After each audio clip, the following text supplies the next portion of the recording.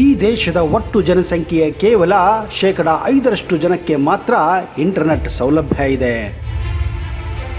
ಈ ದೇಶದಲ್ಲಿ 20% ಜನರು 15ನೇ ವಯಸ್ಸಿಗೆ ಮದುವೆಯಾಗುತ್ತಾರೆ. 10 ವರ್ಷದ ಹಿಂದೆ ಈ ದೇಶದಲ್ಲಿ ಮಹಿಳೆಯರಿಗೆ ಶಾಲೆಗೆ ಹೋಗಲು ಕೂಡ ಅವಕಾಶ ಇರಲಿಲ್ಲ. ಹಿಂದೆ ಈ ದೇಶ ಮಹಾಭಾರತದ ಕಾಲದಲ್ಲಿ ಗಾಂಧಾರ ದೇಶವಾಗಿತ್ತು.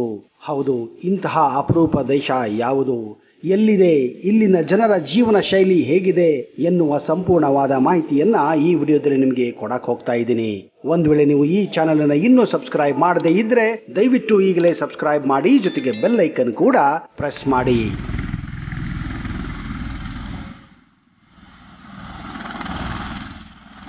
ನಮಸ್ಕಾರ ಸ್ನೇಹಿತರೆ. ಮಹಾಭಾರತ ಕಾಲದ ಗಾಂಧಾರ ದೇಶ ಈಗ ಅಫ್ಘಾನಿಸ್ತಾನ ಆಗಿದೆ. ಚಂದ್ರಗುಪ್ತನ ಕಾಲದಲ್ಲಿ ಅಫ್ಘಾನಿಸ್ತಾನವು ಭಾರತದ ಒಂದು ಅವಿಭಾಜ್ಯ ಭಾಗವಾಗಿತ್ತು. ಆಗ ಈ ಭಾರತವನ್ನ ಅಖಂಡ ಭಾರತ ಎಂದು ಕೂಡ ಕರೆಯಲಾಗುತ್ತಿತ್ತು. ವಿಶ್ವದ ಅತಿ ದೊಡ್ಡ ಬುದ್ಧನ ಪ್ರತಿಮೆಯನ್ನು ಮೊದಲು ಅಫ್ಘಾನಿಸ್ತಾನದಲ್ಲಿ ನಿರ್ಮಿಸಲಾಗಿತ್ತು. ಈ ಪ್ರತಿಮೆಯನ್ನು 2001ರಲ್ಲಿ ತಾಲಿಬಾನ್ ನಾಶಪಡಿಸಿತ್ತು.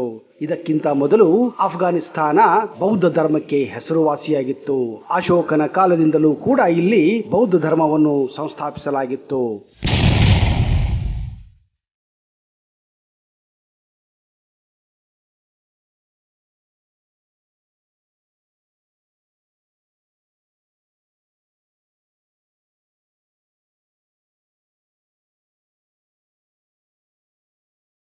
ಅಫ್ಘಾನಿಸ್ತಾನದ ಒಟ್ಟು ಜನಸಂಖ್ಯೆ ಕೇವಲ 5% ಮಾತ್ರ ಇಂಟರ್ನೆಟ್ ಸೌಲಭ್ಯವನ್ನು ಹೊಂದಿದ್ದಾರೆ. ಅಫ್ಘಾನಿಸ್ತಾನದ ಮುಖ್ಯ ಕೃಷಿ ಉತ್ಪನ್ನಗಳಲ್ಲಿ ಅಫೀಮು, ಗಾಂಜಾ, ಗೋಧಿ, ಹಣ್ಣುಗಳು ಸೇರಿವೆ. ಅಫ್ಘಾನಿಸ್ತಾನದ ಜೀವನ ಮಟ್ಟವು ವಿಶ್ವದ ಅತ್ಯಂತ ಕೆಟ್ಟದಾಗಿದೆ ಮತ್ತು ವಿದೇಶಿ ನೆರವಿನಿಂದಲೇ ಹೆಚ್ಚು ಇದು ಅವಲಂಬಿತವಾಗಿದೆ. ಭಾರತವು ಕೂಡ ಇದಕ್ಕೆ ಹಲವಾರು ರೀತಿಯ ಸಹಾಯವನ್ನು ಮಾಡಿದೆ. ಅಫ್ಘಾನಿಸ್ತಾನದಲ್ಲಿ ಮಹಿಳೆಯರಿಗೆ ಕೇವಲ 1920ರಲ್ಲಿ ಮಾತ್ರ ಮತದಾನದ ಹಕ್ಕನ್ನು ನೀಡಲಾಗಿತ್ತು. ಅಫ್ಘಾನಿಸ್ತಾನದಲ್ಲಿ ಪುರುಷರು ಮತ್ತು ಮಹಿಳೆಯರು ಸಾಧ್ಯವಾದಷ್ಟು ಕಣ್ಣಿನ ಸಂಪರ್ಕವನ್ನು ತಪ್ಪಿಸುತ್ತಾರೆ. ಇಲ್ಲಿನ ಮಹಿಳೆಯರಿಗೆ ಸ್ವಾತಂತ್ರ್ಯವೇ ಇಲ್ಲ. ಯಾವಾಗಲೂ ಅವರು ತಮ್ಮ ಮುಖವನ್ನು ಬುರ್ಕಾವನ್ನು ಹಾಕುವ ಮೂಲಕ ಮುಚ್ಚಿಕೊಳ್ಳಬೇಕಾಗುತ್ತದೆ.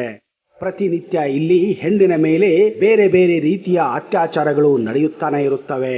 ಯುನಿಸೆಫ್ ಅಂಕಿಅಂಶಗಳ ಪ್ರಕಾರ ಅಫ್ಘಾನಿಸ್ತಾನದಲ್ಲಿ 20% ಜನ 15ನೇ ವಯಸ್ಸಿಗೆ ಮದುವೆಯಾಗುತ್ತಾರೆ. ಇನ್ನು ಸುಮಾರು 33% ಜನ 18ನೇ ವಯಸ್ಸಿಗೆ ಮದುವೆಯಾಗುತ್ತಾರೆ. ಹಾಗೆಯೇ ಸುಮಾರು 3% ಜನ 70ರಿಂದ 80ನೇ ವಯಸ್ಸಿಗೂ ಕೂಡ ಮದುವೆಯಾಗುತ್ತಾರೆ.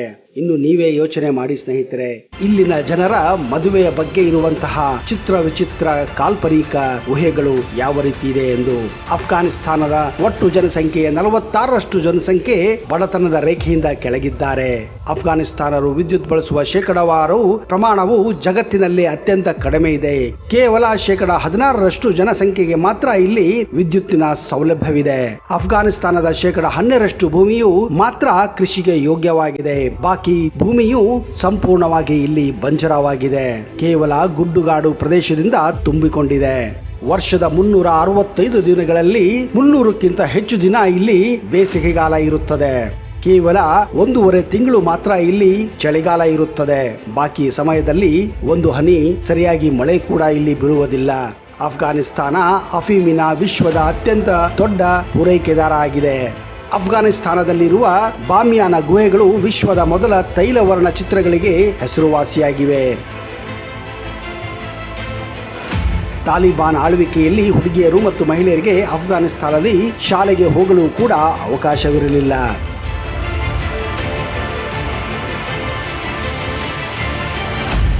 ಹಿಂದೂ ಕುಶ್ ದೇಶದ ಅತ್ಯಂತ ಎತ್ತರದ ಪರ್ವತವಾಗಿದೆ. ಇದು ಸುಮಾರು 18,000 ಅಡಿಗಳಷ್ಟು ಎತ್ತರದಲ್ಲಿದೆ. ಅಫ್ಘಾನಿಸ್ತಾನದಲ್ಲಿ 98% ಜನರು ಮುಸಲ್ಮಾನರು ಹಾಗೂ 1% ಜನರು ಹಿಂದೂಗಳು ಹಾಗೂ ಬಾಕಿ ಇತರೆ ಧರ್ಮಕ್ಕೆ ಸೇರಿದವರಾಗಿದ್ದಾರೆ. ಇಲ್ಲಿ ಹಲವಾರು ಸಿಖ್ ಜನಾಂಗ ಕೂಡ ವಾಸಿಸುತ್ತದೆ. ಅಫ್ಘಾನಿಸ್ತಾನದಲ್ಲಿ ಹೆಚ್ಚಿನವರು ಮುಸ್ಲಿಮರಾಗಿದ್ದರಿಂದ ಇಲ್ಲಿ ಹಂದಿ ಮಾಂಸವನ್ನು ತಿನ್ನುವುದಿಲ್ಲ ಹಾಗೂ ಮದ್ಯಪಾನ ಹಾಗೂ ಧೂಮಪಾನವನ್ನು ಕೂಡ ಮಾಡುವುದಿಲ್ಲ. ಇದೇ ಕಾರಣ ನೀವು ಇಲ್ಲಿ ಹಂದಿಗಳನ್ನು ಸರ್ವೇ ಸಾಮಾನ್ಯವಾಗಿ ಕಾಣಬಹುದು. ಅಫ್ಘಾನಿಸ್ತಾನದಲ್ಲಿ ಪವಿತ್ರ ದಿನವೆಂದು ಪರಿಗಣಿಸಲಾಗುವ ಶುಕ್ರವಾರದಂದು ಅನೇಕ ಅಂಗಡಿಗಳು ಮತ್ತು ವ್ಯಾಪಾರಗಳು ಮುಚ್ಚಿರುತ್ತವೆ. ಅಫ್ಘಾನಿಸ್ತಾನದ ದೇಶದ ವಿಸ್ತರಣೆ 65,20,000 ಚದರ ಕಿಲೋಮೀಟರ್ ಇದೆ. ಇದರ ಗಡಿ ಪಾಕಿಸ್ತಾನ, ಇರಾನ್, ತಜಿಕಿಸ್ತಾನ್ ಹಾಗೂ ನಮ್ಮ ಭಾರತ ಮತ್ತು ಚೈನಾದೊಂದಿಗೆ ಕಂಡುಬರುತ್ತದೆ. ಅಫ್ಘಾನಿಸ್ತಾನದ ಅಂದಾಜು ಜನಸಂಖ್ಯೆ ಸುಮಾರು 4 ಕೋಟಿಯಾಗಿದೆ. ಅಫ್ಘಾನಿಸ್ತಾನದ ರಾಜಧಾನಿ ಹಾಗೂ ಅತ್ಯಂತ ದೊಡ್ಡ ನಗರ ಕಾಬೂಲ್ ಆಗಿದೆ.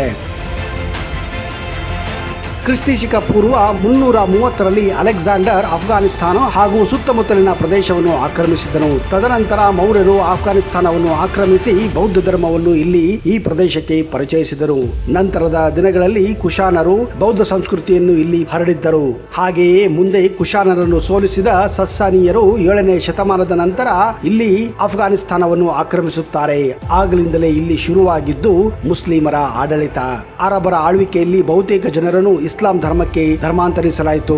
ಕ್ರಿಸ್ತಿಶಕ 10 ಹಾಗೂ 12ನೇ ಶತಮಾನದಲ್ಲಿ ತುರ್ಕ ರಾಜನಾದ ಮೊಹಮ್ಮದ್ ಘಜ್ನಿ ಸಾಮ್ರಾಜ್ಯವನ್ನು ಇಲ್ಲಿ ಸ್ಥಾಪಿಸುತ್ತಾನೆ. 19ನೇ ಶತಮಾನದಲ್ಲಿ ಅಫ್ಘಾನಿಸ್ತಾನದ ಹಿಡಿತ ತೆಗೆದುಕೊಂಡ ಬ್ರಿಟಿಷರು 1919ರಲ್ಲಿ ಅಫ್ಘಾನಿಸ್ತಾನಕ್ಕೆ ಸ್ವಾತಂತ್ರ್ಯ ಕೊಡುವಾಗ ಅಫ್ಘಾನಿಸ್ತಾನವನ್ನು ಜನಾಂಗೀಯ ಆಧಾರ ಮೇಲೆ ವಿಭಜಿಸಿ ಅಫ್ಘಾನಿಸ್ತಾನ ಮತ್ತು ಬ್ರಿಟಿಷ್ ಭಾರತ ನಂತರ ಪಾಕಿಸ್ತಾನಗಳ ನಡುವೆ ವೈರಸ್ಯ ಬೆಳೆಯಲು ಕಾರಣವಾಗುತ್ತಾರೆ.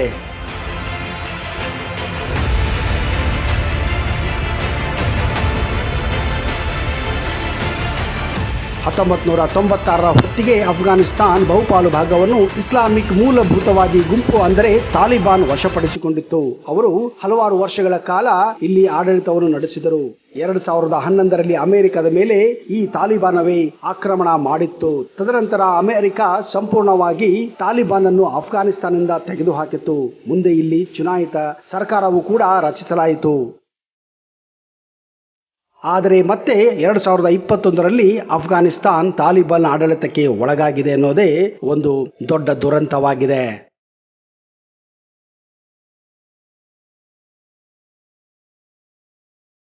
ಸ್ನೇಹಿತರೆ, ಇಂತಹ ಹಲವಾರು ಕುತೂಹಲಕಾರಿ ವಿಷಯಗಳನ್ನ, ಬೇರೆ ಬೇರೆ ದೇಶಗಳ ವಿಷಯಗಳನ್ನ ಮುಂದಿನ ಸಂಚಿಕೆಯಲ್ಲಿ ಕೊಡಲು ಪ್ರಯತ್ನಿಸುತ್ತೇನೆ. ಅಲ್ಲಿಯವರೆಗೆ ಜೈ ಹಿಂದ್, ಜೈ ಕರ್ನಾಟಕ ಅಂಡ್ ಟೇಕ್ ಕೇರ್.